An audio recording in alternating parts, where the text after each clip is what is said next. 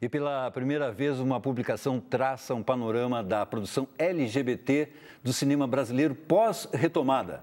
O cinema que ousa dizer seu nome, está aqui, a capa, é um lançamento do jornalista e cineasta Luf Stephen, que está aqui no Metrópolis. A capa, o Luf agora. Boa noite, Luf. Boa noite, tudo bom?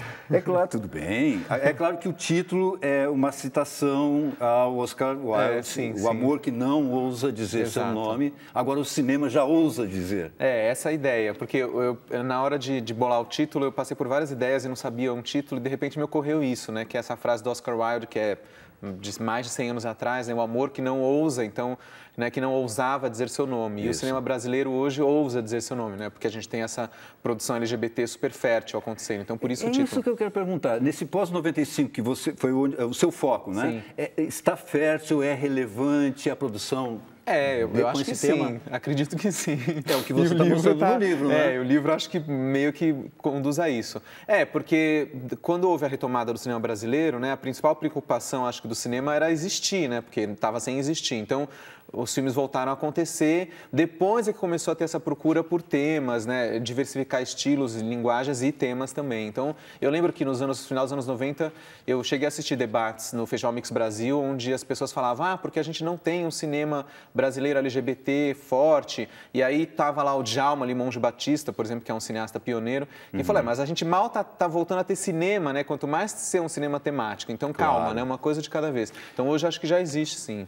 Você entrevistou vários diretores que já tiveram nos seus filmes essa temática. Vamos falar primeiro do Daniel, né, que o Daniel todo mundo conhece. Daniel Ribeiro, Do Daniel Ribeiro, por causa do Hoje Eu Quero Voltar Sozinho, que foi um sucesso tremendo o filme, né? Pois é, esse filme é um fenômeno, né? Então, para o livro, claro que era super importante a gente entrevistar o Daniel, porque é que tornou-se uma pessoa simbólica por conta disso, porque é um filme de temas LGBT que conseguiu um sucesso popular, né, inédito e de uma forma surpreendente, né? Então é um grande feito. Você acha que fez tanto sucesso?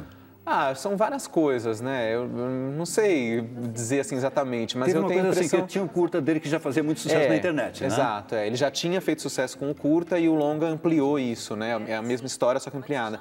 Eu acho que o sucesso é porque ele conseguiu contar uma história, na verdade, que é o tema principal, não é... A gente nem pode falar que é um tema gay, na verdade, é um tema geral a todo mundo, que é a transição da fase da adolescência para a vida adulta, né? Os conflitos, a descoberta do amor, a descoberta do sexo, a descoberta de si mesmo, né? Então, acho que isso é um tema geral. Então, por isso que atingiu tanta gente. E aí, muita gente talvez não tenha percebido que era um filme LGBT. E aí, quando percebeu, já estava fascinado pelo filme. Isso que acho que é o grande mérito do filme, né? Claro. E é um filme que ampliou, porque as pessoas podem dizer assim, não, esses filmes são filmes de nicho para atingir só a comunidade LGBT. E não é mais assim, né? Então, acho que isso mudou. Acho que tem uma faca de dois gumes. Ao mesmo tempo que um filme de tema LGBT, ele vai atingir o nicho, porque as pessoas que são LGBTs vão querer ver, ele está também atingindo o público que não é gay. Isso é uma coisa também mais recente. Porque até pouco tempo atrás era isso que você falou, era mais restrito. Mix Brasil e pronto, Mix Brasil ficava uma coisa de nicho, de gueto, digamos. E agora o cinema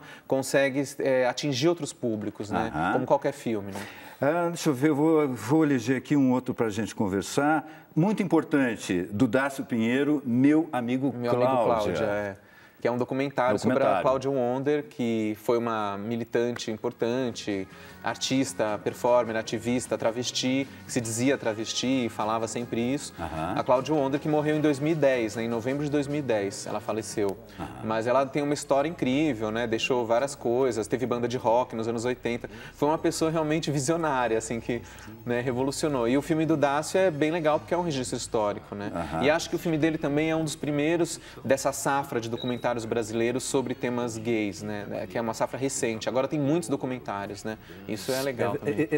Foi o primeiro dessa safra recente? É junto com Desi Croquettes, né? Que é o filme da Tatiana Issa e Rafael Alvarez.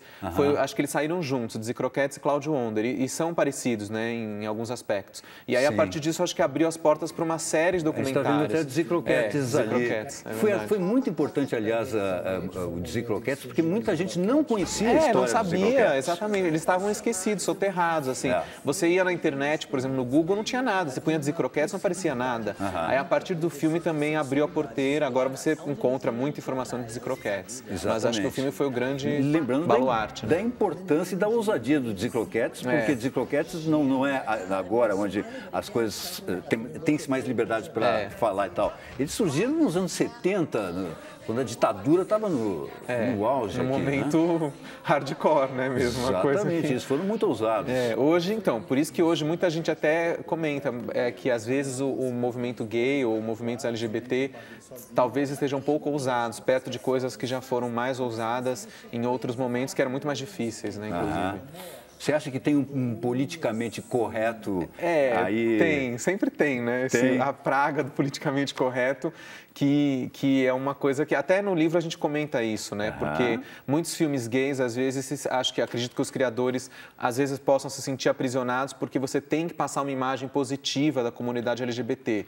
E eu acho que a arte é livre, né? Você tem que fazer uma arte democrática e plural, né? Que consiga não ser padronizada por esses patrulhamentos, né? Às vezes que são meio chatos, né? Exatamente. O gay... Porque tem um policiamento assim, o gay não pode ser o vilão, tem que ser só mocinho. Exatamente, porque muito se falava, inclusive existe um livro, né, brasileiro do Antônio Moreno, que foi lançado em 2001, que se chama Personagem Homossexual no Cinema Brasileiro, onde ele analisa todos os personagens gays desde o começo do cinema até final dos anos 90. E a grande maioria eram personagens negativos, né, tinham esse cunho de ser o vilão ou de ser um personagem problemático, marginal, né, como também em Hollywood tinha sido assim, né? Sim. Tem até aquele filme Celuloide Secreto que fala disso também, né? Que os personagens eram psicopatas, os gays eram serial killers ou se matavam no final e não tinha uma solução, né? E agora isso muda até no cinema americano. Ontem eu fui ver o filme Carol, do Todd Haynes, mas aí se eu falar vai ser um spoiler, né? Mas enfim... não falar, mas o filme é muito bonito. Mas o filme é muito bom e ele tem tudo a ver com isso que eu falei no sentido de ser um novo momento dessa temática. Claro. Vamos dizer também que o livro é todo feito de entrevistas. Você viu todos os filmes. Vi todos. Preparou uma pauta. Isso é verdade. Sensacional. Agora, uma coisa que me chamou muita atenção é claro, porque o Luffy é cineasta. Ele tem 9 curtas-metragens com um tema LGBT e tem 2 documentários importantes. Sim. E o Luffy resolveu se entrevistar. Me auto-entrevistar, é verdade. Se auto-entrevistou. Deixa eu até falar aqui o nome dos documentários. A Volta da Pauliceia Desvairada e ESPN Hi-Fi. São Paulo em Hi-Fi, exatamente. São Paulo em Hi-Fi. Que a gente vai relançar, na verdade, São Paulo em Hi-Fi, porque ele passou por festivais, mostras, e agora em 2016 ele deve entrar em cartaz finalmente. Sim. Como um filme em circuito, né? Nós estamos mostrando agora Pauliceia, e que é o momento mais atual, vamos dizer assim, esse filme é um documentário sobre a noite gay de São Paulo naquele momento que foi feito, que foi 2012. Então, digamos que é mais sobre esse momento que a gente vive, né? Acho que não mudou tanto de lá para cá. Sim. Há 4 anos. O que é muito diferente, por exemplo, de como a comunidade LGBT vivia nos anos 60. Isso, né? Que aí foi o tema do São Paulo em Hi-Fi, que é falar da noite gay de São Paulo antiga, dos anos 60, 70 e 80, que é uma era, né, digamos, que tinha os grandes shows de transformistas e a noite tinha esse glamour, né, esse brilho, que hoje é diferente, porque hoje a noite ficou mais casual, né, mais streetwear, assim. Sim. E na época antiga tudo era mais, né, a noite era aquele acontecimento, né. E acho que nessa época era mais gueto também, né? Muito mais gueto. E hoje se abriu. As pessoas frequentam as casas, até preferem. Vou numa balada gay ou numa porque é mais balada... divertido, porque é mais divertido descontraído, tem isso também. Ficou mais amplo mesmo, né? Claro. Democratizou, isso é muito legal. Tirou do gueto, né? Como é que foi você se auto-entrevistar? Me auto-entrevistar? Bom, essa parte é porque é o seguinte, eu pensei, se eu chamar alguém para me entrevistar para o livro, porque assim, o livro, considerando que ele ia fazer um recorte de cineastas que trabalham com a questão gay recorrentemente, eu pensei, puxa, todos os meus filmes são de temas gays, então eu tenho que estar no livro também. E aí como é que eu faço? Se eu chamar alguém para me entrevistar, a minha entrevista vai ficar fora da unidade do livro, né? Então eu pensei, então eu mesmo vou me entrevistar. E aí eu fiz isso, eu assisti meus filmes, revi, porque eu não via também meus filmes há muito tempo, como eu tinha visto os filmes dos outros realizadores, né? Sim. Vi os filmes, formulei as perguntas, como se eu fosse perguntar para uma pessoa, para mais um entrevistado, e depois, num outro momento, fui responder como se eu estivesse recebendo aquelas perguntas de um jornalista. É muito interessante. Foi um processo meio bipolar. Foi um processo meio bipolar, assim, foi uma dupla identidade. As pessoas me perguntam muito isso, mas que coisa egocêntrica. Eu falei, não, mas não é egocêntrico, é para conseguir estar dentro do projeto de uma forma unitária, né? Claro. Espero que tenha dado certo. Deu super certo, super certo. Luffy, muito obrigado, então, pela sua participação. Está aqui o Cinema que Ousa Dizer Seu Nome, que é a editora... Editora Giostre. Giostre. Então o livro pode ser encontrado em livrarias e também no site da editora. Dá para fazer contato com a editora pelo site, Editora Giostre, e ter acesso. E também, quem quiser saber mais sobre o livro, pode me procurar também no Facebook, enfim... Estamos aí. Beleza. Adorei sua camiseta, Fernandinho. Star Wars. Star Wars aí. Muito obrigado, então, Luffy. Obrigado, Cunha. Até a próxima. Até.